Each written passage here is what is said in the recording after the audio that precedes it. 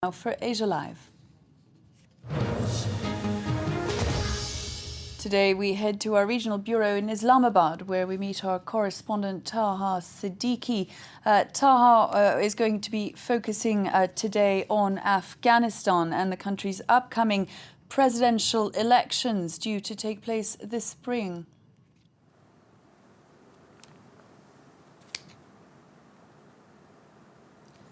Taha obviously having trouble hearing us there. Taha, can you hear us? Yes, I can hear you. As you mentioned about the presidential elections, which is supposed to happen next spring, the nomination papers for them, the nomination submission has already started from this Monday onwards and will last till October the 6th. This has become the talk of the town in Kabul to come up with a political consensus between all political factions that have had disputes in the past. We do know that Hamid Karzai, who's currently the president in the country, cannot run for a third term because the constitution bars him to do so. But he will be, there is a likelihood that there will be some candidates from his cabinet that he might be fielding. At the same time, we have to understand that in Kabul right now, warlords and tribal elders are going to influence the upcoming elections, and they're the ones who are already sitting down and coming up with the fact that who can be a consensus candidate from everyone, from all political parties. We do know that the political parties have not been very strong because Hamid Karzai did not allow this to happen in the last two tenures that he was ruling in since the fall of Taliban after 9/11. So we do know that all of these candidates who from Karzai's side and from the opposition, from the ethnic communities which present the opposition, the Tajik communities, the Uzbek communities, and the Pashtuns, which Karzai represents, they will all sit together, and analysts believe that it might be possible that they might decide about one political candidate who will go into the elections. And we're seeing that as of yet, nobody has filed their nomination papers, and although the date is up till October 6th, but analysts believe that all of these different political factions will come up with one candidate and will field that candidate for the presidency.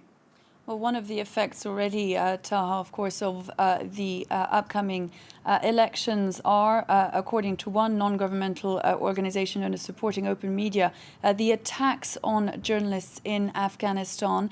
They have increased, according to that organization, by 65% since the start of the year. The upcoming presidential election, they say, is to blame. And it isn't just the Taliban who are accused of attacking journalists, but also political stakeholders as well. They seem to be resorting to violence to silence those that threaten to expose their corruption, as our correspondents Sylvain Le Petit, Nicolas Robert and Taha Siddiqui now report. In the city of Kabul, the rich and the powerful hang out at this shopping mall. And it is here where Nasratullah Iqbal, a journalist, was invited by an acquaintance to meet a governor and a former warlord who Iqbal used to criticize on social media. He told me, "I'm going to kill you and throw your body over the wall of your house." The politician did not just stop there. He then asked his bodyguards to hold Iqbal down, while eyewitnesses at the restaurant took pictures of what followed. They held me down, and the governor gave me several punches in the face with his left fist, since his other hand was injured during the war. Iqbal immediately complained to an NGO that helps journalists who are victimized. The NGO has been quite busy this year with a sharp rise in such cases.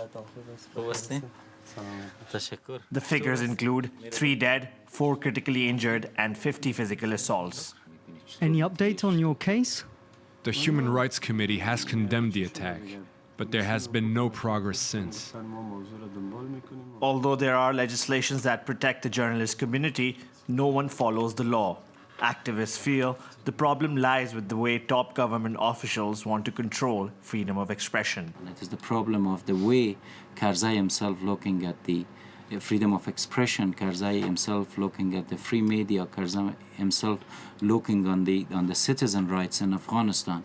When I'm saying Karzai himself, so of course he is not alone. He is circled by certain people that they do not believe on the rights of citizens in the country. Some NGOs are also trying to train journalists how to minimize risks when covering terror attacks, a story that happens often. So how can we minimize the risks? In my experience, if there is an attack, we should try to stay away from the blast site because there might be a second bomb.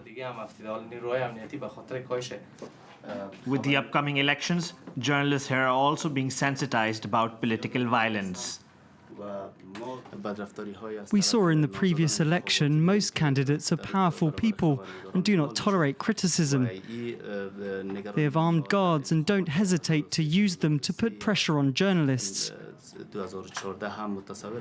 Observers say topics like terrorism, corruption, and US presence on Afghan soil are a taboo.